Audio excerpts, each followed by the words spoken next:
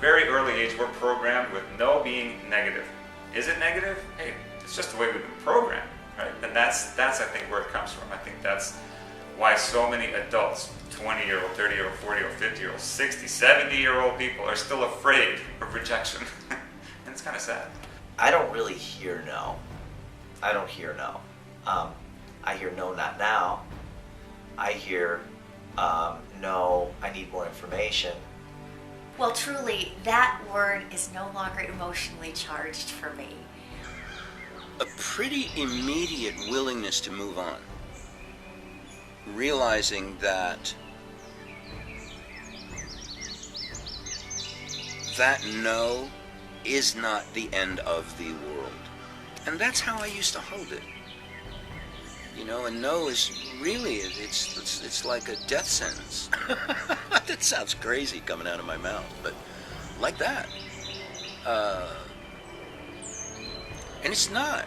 It's part of the game. It's part of the journey. So when somebody says, no, I'm not interested, your response should be, I'm closer. Because you are.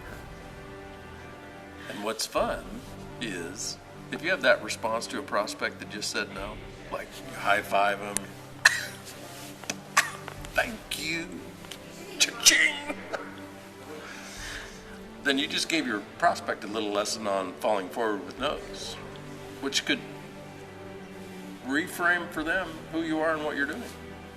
Well, you're going to have to edit this out of the movie, because I would say all the politically incorrect thing, which is, you know, they say, well, come on, you know the rejection isn't personal. Of course I know that on an intellectual level, but I still take it as personal because I was this pathologically shy person, and I have worked on that to be able to interact and to be social and to take challenges forward in business, but I'm still at the core a shy person.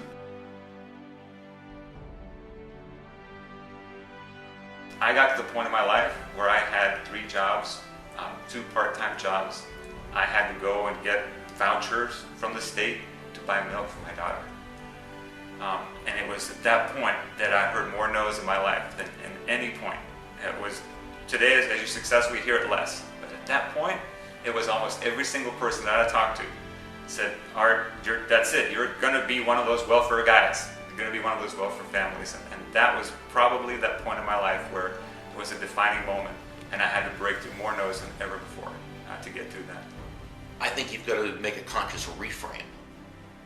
And you get that first from reading a book like Go for No, where you learn why. You know, it's one thing just to say, oh yeah, embrace the no's. Now that's fine, and on an intellectual level, yeah, maybe, you know, you will a couple of times, but not for long. You know, pretty soon the no becomes a no again. It becomes a personal insult once again. So no, you've got to reframe it, and you've got to get to that point where you actually, you embrace it and you believe it.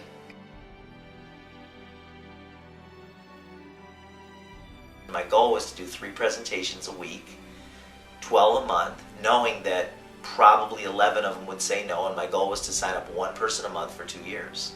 I was going to sign up 1 person a month for 2 years, do 12 presentations a month, 3 a week on my lunches, every single week, regardless of, didn't matter what anybody said to me, it didn't matter if they were negative, or if they were angry, or if they were happy, or if they were complacent or interested. I was going to do 12 presentations a month for 2 years, knowing that if I did that, I'd probably sponsor 20 to 30 people. I signed up 19 people in 2 years. My 19th person signed up a lady in New Mexico who led me to over 12,000 distributors and over 40,000 customers, and it made me my first $1 million. It's frustrating when you're getting all those no's, but after having all the no's and now being where I'm at, you really realize that that's where your character was forged, and that's where the lessons were learned, and that's where the wisdom was gained. I think the success breeds success, that when you do the action, that will cause success, and then when you experience success, that'll motivate you to do the action. And that's how Go for No works. Go for No, you have to do the action. At first, you got to get your hands a little bit dirty, and then you're going to experience success. It's not if, it's when. You will experience success. It's an interesting reality that we are more committed to looking good. And when you get a no, you don't look good. It doesn't feel good. And so we have to be okay with not looking good. We have to be okay with getting dirty, messing up, falling down. I think a lot of times people give up too soon thinking they've failed because they got a lot of no's, instead of realizing, hey, I'm still on track to do this. It's just taking longer than my ego mind thought it would. I think what failure does at its ultimate level is it shows us who we have to become to get the results we want.